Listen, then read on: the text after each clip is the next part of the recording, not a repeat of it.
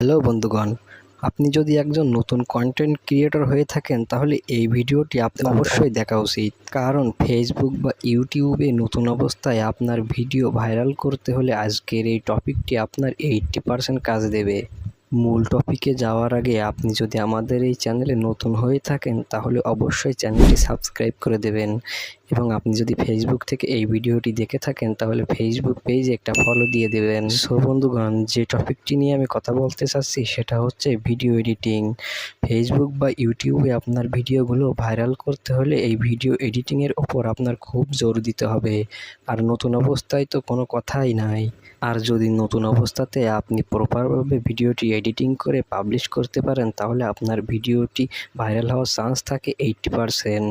Video editing সম্পর্কে আপনার যদি কোনো জ্ঞান না থাকে তাহলে অবশ্যই কমেন্ট বক্সে জানাবেন। তাহলে পরবর্তী ভিডিওটি আমরা ভিডিও এডিটিংয়ের উপরে খুব সুন্দর